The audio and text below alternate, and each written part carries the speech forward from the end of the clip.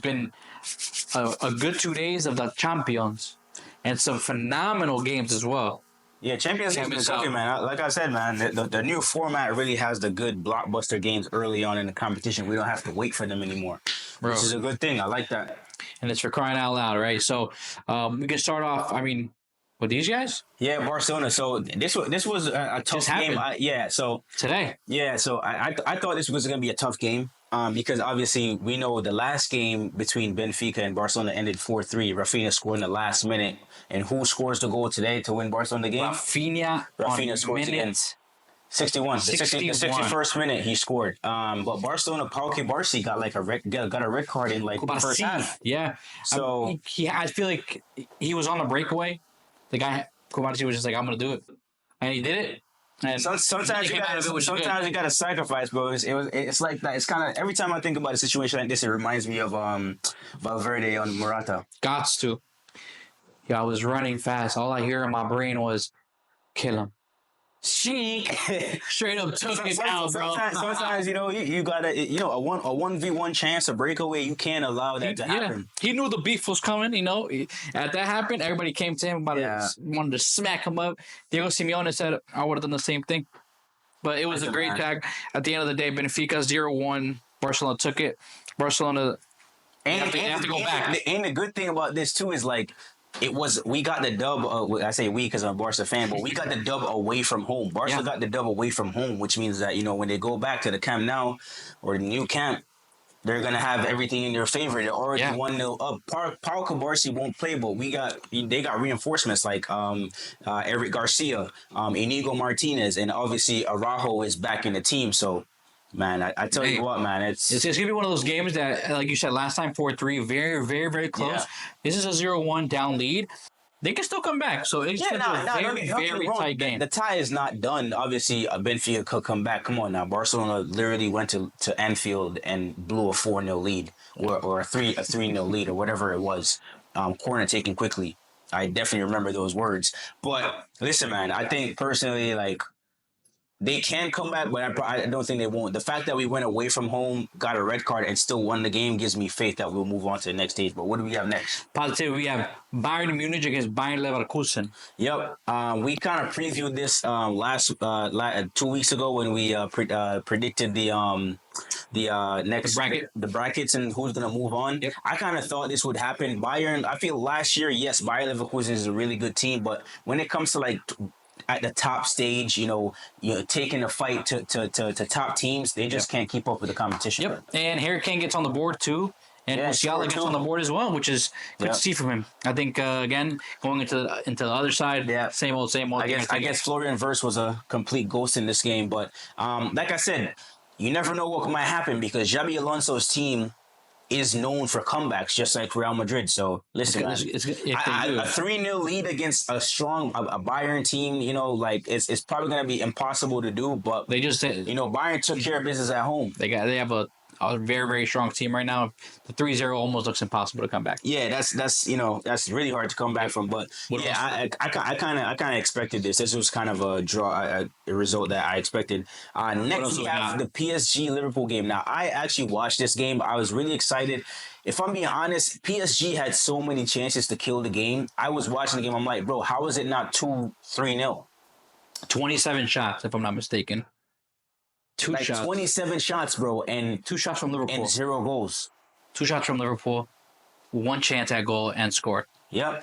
What does that mean for the PSG, though? They just can't finish. PSG, like we always say, PSG and Champions League just don't mix. But, we're not going to write them off yet because even though they do have to go back to Anfield, it's still doable. Hey, it is very doable, but we've heard it from many places and many professionals.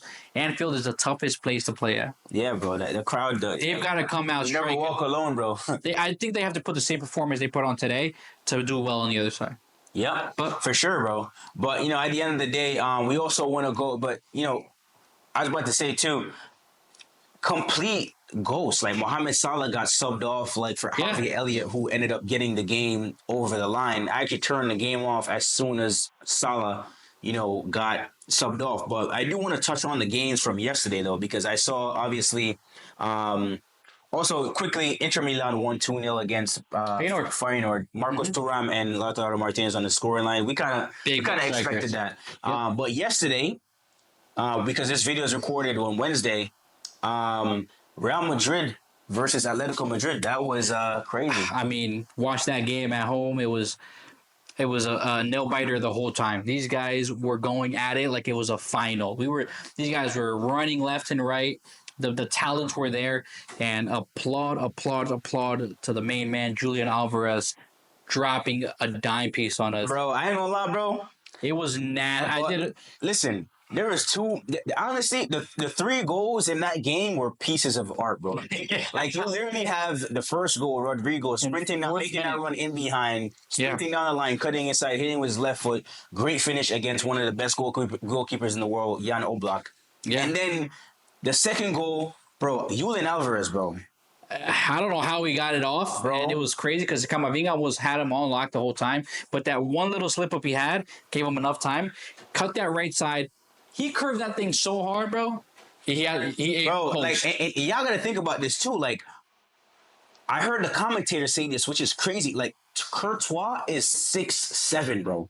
And the fact that a 6'7" goalkeeper could not reach it, was not able to pick that one out and like move it out of the way is insane, bro. That just means that the curve, the power, everything had to have been almost perfect for him to score. Literally, bro. Everything had to be perfect. It's like precision, but obviously, Brahim Diaz, who had some, what's his El Cholo was talking, smack about him before the game, the day before, saying that he was going to play. He didn't think Brahim Diaz was going to start. And Brahim Diaz absolutely disregarded him. So Brahim Diaz took it to the chest and was like, "I'm just gonna drop one of your guys and put him on skates." I ain't gonna lie, Brahim Diaz dropped himself. Yeah, like first, he broke his own. He did it so hard, he broke himself, and then that guy fell for it. Yeah, Jose Maria Jimenez got put on the floor. A beautiful finish with his right foot. That's a good finish. And that's one thing I like about Brahim though. Ever since his AC Milan days, he was always 2-footed. He could dribble with his right, shoot with his left. And these guys were workhorses. So, I mean, again, I think MVP Rodrigo took it, opening the thing. But Julian Alvarez though, bro. I just want to touch on something real quick. Like somebody said, I saw this tweet online. Somebody said Julian Alvarez is in that Suarez, Tevez, Aguero, South American no nonsense striker bracket. What a player! Mm-hmm. I mean, bro, this guy started as a bench player, right? For Man City, this guy was starting over Lautaro Martinez in the Copa America and in the World Cup for Argentina, bro. Big man. Like, and the crazy thing is, before the game, he literally had an interview that said, "Yo, listen, like when we were in the final, I was on the bench. When we were in the semifinal, I was on the bench. When we wanted to Man City, I don't want to be on the bench. These are the type of games that I want to play against." And this guy literally came out and just smacked TikTok bins, bro. He's a top player. One of the best to ever do as a striker right now. And for him to finally get some playing time against his big teams, he just shows like I can handle these guys. I would say definitely Julian Alvarez is top 5 strikers right now. 100%. And me personally, like I never really thought that this move would work out. I was like, bro, Julian Alvarez is a good striker. Scoring upwards of 10 goals a season for Man City off the bench. Why would he go to a defensive team in Diego Simeone's Atletico Madrid? But he's fit the criteria perfectly. He's a Fernando Torres, like you said. He's a Luis Suarez. This guy's South American, bro. He's a bad dude. And again, at Manchester City, they didn't give him the praise that he wanted or deserved. I mean, but to be honest, are you really gonna start every game when you have Erling Haaland ahead of you? Like, come on, bro. Like you're not gonna start. It's so tough. I mean, right now, I think if you want anybody, I'll take Julian Alvarez any day. Yeah, bro, definitely. So like I said, a lot of Man City fans and a lot of people, just footballing critics, all said, why would you go to Atletico Madrid? It was kind of like Joao Felix going from Benfica to Atletico Madrid. We saw how that didn't work out because of the defensive system that Diego Simeone does. But at the end of the day, though, bro, like. That let me know in the comments what y'all think about this, but definitely I think that Julian Alvarez is top 5 strikers in the world now. Yeah, how far can he go? Can he actually be consistent? Because right now, obviously, to say that he's in the same bracket as Aguero, Suarez, it's crazy right now. A little far fetched, but what he's doing now, can he get there? Yeah, I think now that's my question. You definitely get there. I think we're doing very, very well right now with that, and hopefully we can see him do even better. Not against Real Madrid, but He's Yeah, bro. That's crazy. But it was again that game was like a freaking final. Yep. But we got it's a Madrid derby. But we got it this early and now we're gonna go now to their side and have their and then obviously the one. I mean, I know Aston Villa won against Club Brugge 3-1. We knew that was gonna happen. Also, Dortmund, I'm surprised they drew at home against Lille 1-1. The big game, obviously, with the biggest scoreline so far in the Champions League round of 16. Yes, I said Arsenal fans. Yes, Arsenal, you guys did a great job, right? We gotta applaud that. Yeah, I don't know. They balled out. But for a team that had no striker, that was a solid performance. Correct. A team that had no striker scored 7 goals with 6 different goal scorers. I think that says a lot about that team, right? They know that team doesn't have, again, their main person to score goals because the teams have to score goals to win games. Bro, they had Mikel Merino starting up top. Yeah, I mean, it's a team that was working together to become the best right now. Against PSV, unfortunately, they had no chance. These guys came out swinging. Yeah, and 7 different. Obviously, PSV Eindhoven is not the best team in the Champions League right now. Don't get me wrong, but still, to have a team to score 7 goals against any Champions League team in a round of 16 when the stakes are so high. Like with 6 different goal scorers without a striker, that's commendable. It says that they I mean that just means that their rotation, their movement was doing so well that each person had to touch on the ball perfectly at every time. Yeah, bro. Like they had the left back scoring. By the way, great goals. By the way, too. They were not that's what I'm saying. By the way, like bro.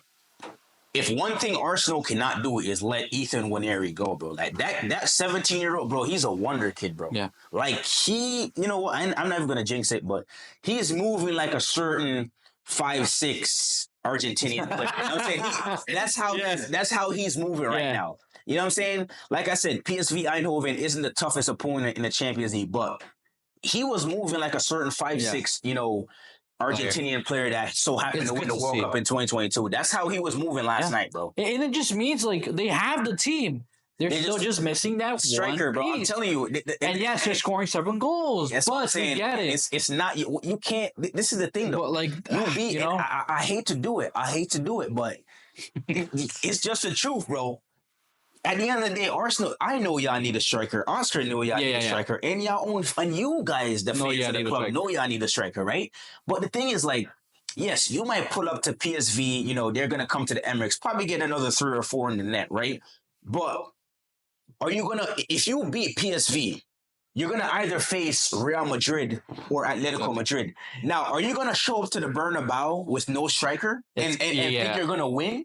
Are you gonna show up to the Metropolitano with no striker and think you're gonna win? Come on, bro. I mean, you can have these center backs ready to take out any striker. I mean, that's just gonna give Rudiger and Raul Asensio just space to just be like, we're just gonna go right. And they're gonna be locked down. And trust me, bro. I see the comments. I mean, even some of Oscar's friends get pissed at me. They're like, "Oh, you and your boy needs to keep Arsenal's name." Bro, but it's the truth. It's crazy. It's crazy how we're podcasters, right? And we can see. We're fans of the game, and we can see that y'all need a striker, and y'all won't spend the money on us. It's a respectable game right now. They did win. Okay, 7-1. Like I said, it's a crazy achievement. But we're not in the Premier League. We're in Real Madrid's tournament right now. That's what I'm saying, bro. We will destroy you if you guys go through. Y'all can say, if we go through. we beat PSV Eindhoven. Sure. 7-1. Bro, let me tell you right now, bro. You're not pulling up to the Bernabeu. You're not pulling up to the Metropolitano with no striker and winning against Real Madrid, bro. And let's give y'all even the benefit of the doubt. Let's say y'all are so nice, you bring these games to penalties and you win both of them, and you win against either Real Madrid or Atletico Madrid. You still got to go through Liverpool or PSG, bro. Come on, bro. I mean, for some reason, that sounds a little bit more winnable. For them to be a Real Madrid, Madrid. Any of those 2 guys, they may just get this. I don't know about Liverpool. I don't know about Liverpool. But you know, the only reason why I say that is because they're in the same league. They're right there, right? They've played each other before. They know what to expect. PSG maybe not too different, but Real Madrid against Atletico, these guys are sharp. These guys are monsters. I'm just saying, man. I'm not trying to hate on Arsenal. I have no hate. Like, great job, Arsenal. Trust me. I'm a Chelsea fan, right? I don't like Arsenal. I don't hate them, but I don't like to see them win. By the end of the day, like, Y'all did a great job. I'm just saying. I'm just pointing out the facts. You can't argue with facts. Y'all need a striker, and everybody in the soccer world knows Arsenal needs a striker. Bro. Yeah, you cannot exactly. bro. The only person who can win the league without a striker and did it was Pep Guardiola, bro. And Mikel Arteta is no Pep Guardiola, bro. So I'm not trying to hear that. I'm not even hating on Arsenal. Like I said, y'all did a great job, but like, bro, you guys need a striker. You're not pulling up to the Bernabeu or the Metropolitano and winning. And I'll say, I think there's no team, Pep's team, there's no team that can do what Real Madrid does with the players that they have. Yeah, bro. And because we're coming with an incomplete team, they're coming with an incomplete team because they don't have a striker. We will destroy you with our incomplete team. Yeah, bro. That's our thing. But like I said, applaud to Arsenal. Great game. Like I said, to have seven goals. To have 7 goals being scored by 6 different people in a Champions League round of 16. Great job. You know what I mean? That just means they're a very attackative team right now. Yeah. Well, let's dive into the topic for today. It was about, so we saw a clip from London Donovan and the Unfiltered podcast and Tim Howard on the Unfiltered podcast, basically saying that, you know, the U.S. development system is like backwards. And personally, I think the same too, bro. Like, it's just, first of number one, it's way too expensive to play soccer here. Mm-hmm. It's you know, it's favoritism in a way. Yeah. And United States players are just not as technically good as Europeans. Like, I agree. I mean, and I brought this topic to the table because you've been in the other side as well, and you've seen the development of players that you play against. I'm sure that you on the other side were playing against players that you never see players on this side. And I'm not saying this like, bro. Let me check if my mic. Yeah, my mic is on, bro. Mic check. Let me tell y'all something, bro. Because I'm not saying I'm a wonder kid. I used to be a wonder kid, but I've played at a certain level in different countries where, like, bro, the typical American, bro, like, you go overseas and you go to Spain, because I lived in Spain for a year. I played in one of the divisions in Spain. It wasn't the highest, but I tell you what, some of these academy teams will absolutely get touched by 7th division Spain teams with ease, bro. I'm trying to tell y'all, bro, and even in England too, these kids are getting picked up in the cages, bro. They don't have to pay a dime. They just be like, "You're good. We're just gotta structure him on our side." Yeah, bro. A little bit more of a. You can mold them into your. Bro, everything costs too much in America, bro, and that's why we're behind. You know. London Donovan asked a question like, bro, like, what's the problem? The problem is the high cost barrier to entry. And obviously the kids are not starting early enough. Like, bro, when I tell you, bro, like, when I lived in Spain for a year, I was seeing little kids, the little Moroccan kids, and the Spanish kids, bro, playing soccer on the street with a ball on the concrete barefoot, bro. Like, they have such a gift. Why do you think all these Brazilians are so good?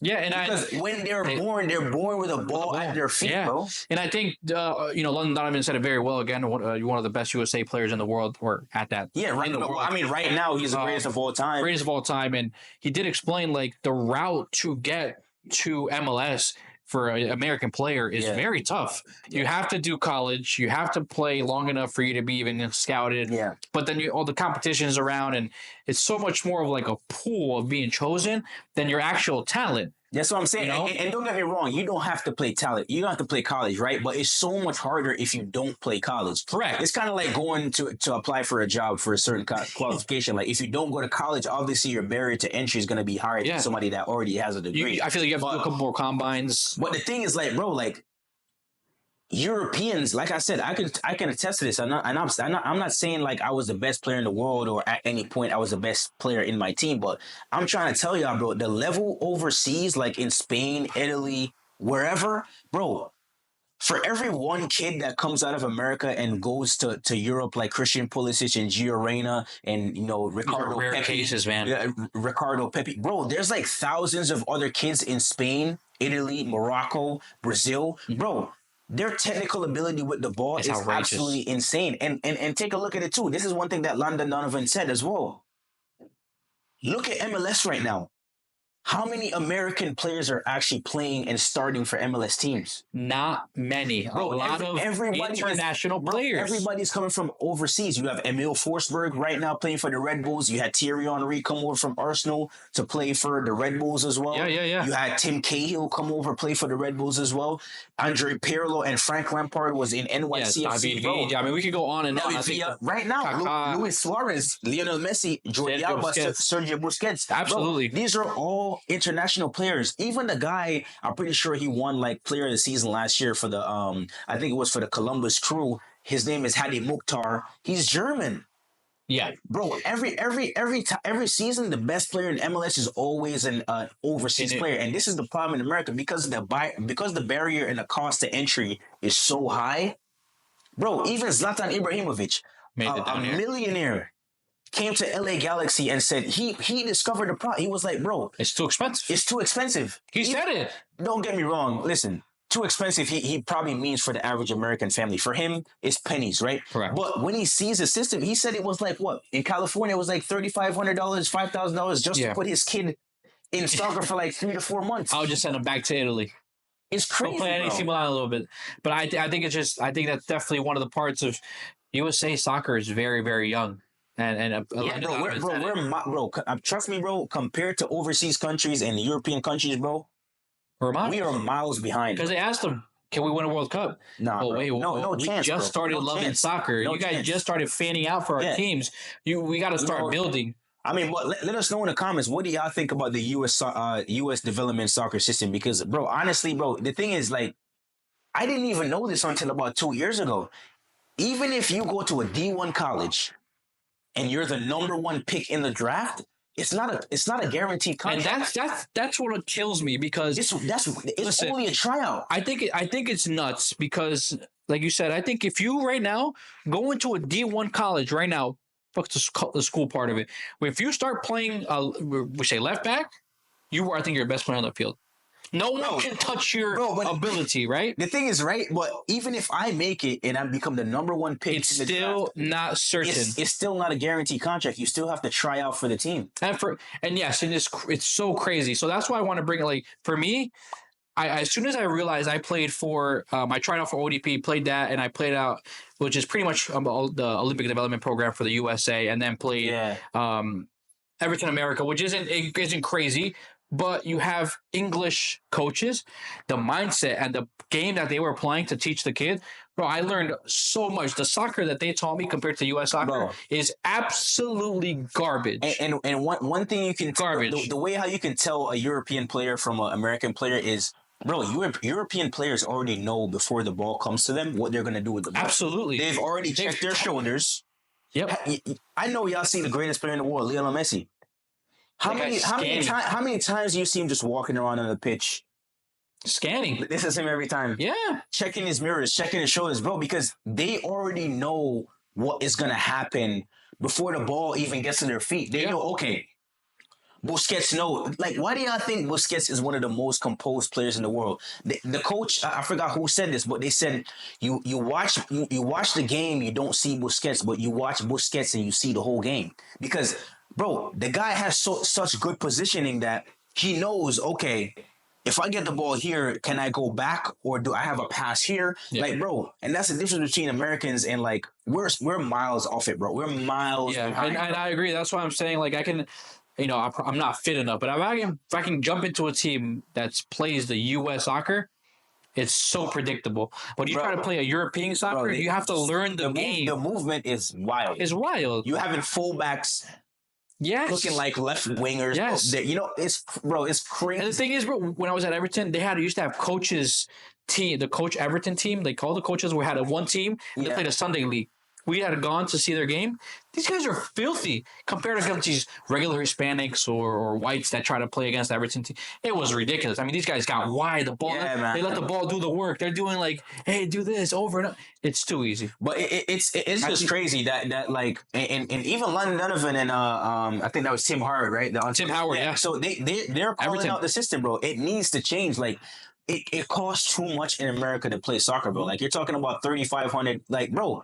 When I was in high school, I used to play for this team called I won't drop that because y'all might dox me. But anyway, I used to play basically recreational soccer because I got cut from the freshman team. Eventually, I made varsity. Eventually I made varsity. But like, bro, I got cut from the team, bro. It was like I literally had to get a scholarship because there were families that donated. Thankful to them, I could play, keep playing soccer. But like, I literally had to have basically a scholarship, a family pay for me to play. Yeah. Because it was so expensive to get into the program, bro. Yeah, and I think that's the main question. How do we get more USA players or American players to become at a higher level? And how do we get there? The only thing is you got to leave the country. We got to send them out. Why do you think all these Americans are overseas? Gio Reyna did it. I mean, obviously you have to be ridiculously good, right? And to even touch that type of team. That's the thing, right? We're just talking about players that have achieved that, but all the players that are good and they just can't afford it. And I see so many in my lifetime. It's crazy, it bro. Sucks because they just needed that one step to get there, and they just can't because of money, right? So because as you know, you come here, everything becomes so expensive. You have to get a job.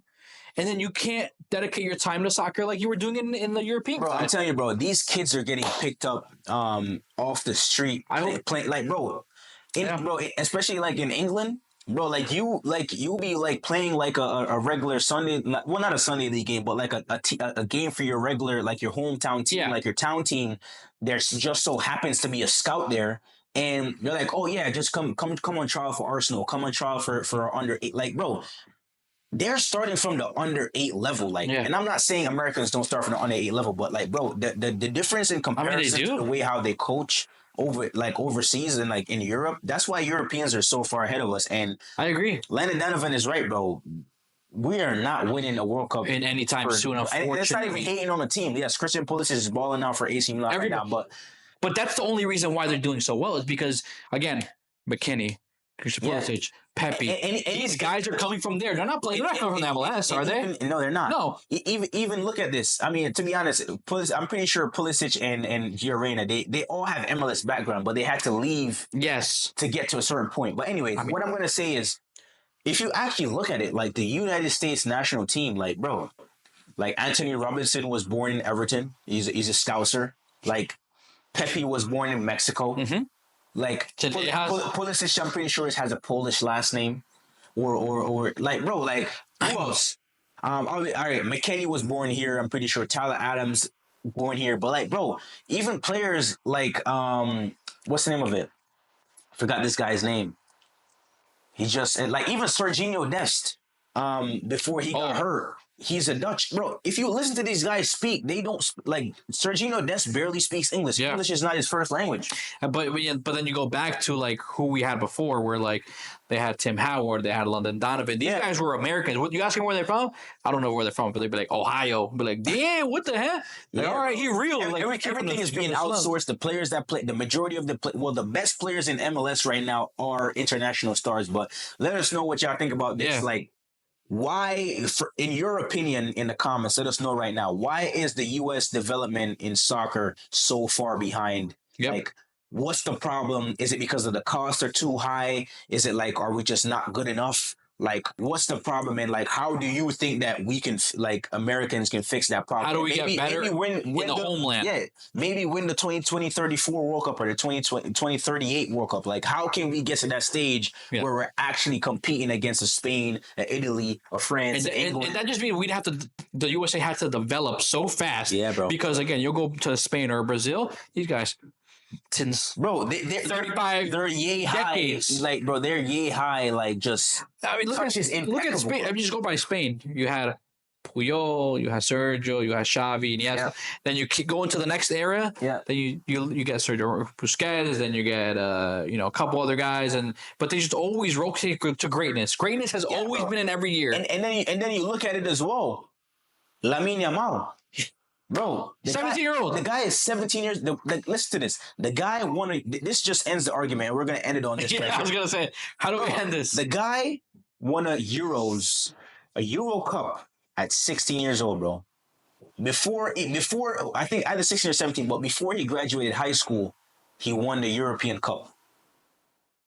Crazy, bro. Question is, how do we get our 16-year-olds to get that dedicated to be the best? If you ever needed proof that the American system is behind in terms of soccer development, that proves it right there. But anyway, man, let us know what y'all think about that right now in the comments down below. Make sure y'all like, comment, and subscribe. Where can the people find us? Find us on Offside Combos on YouTube, on Instagram, on TikTok. Make sure to leave a comment on this specific reason, on this topic here. If you're a pro now, if you're in the semi-pros, let me know how you guys got there, and let's have a conversation at the end of the day. But hey, find us on Offside Combos on YouTube and TikTok and Instagram. But hey, that's all we have for y'all. Take care. Over and out. Peace.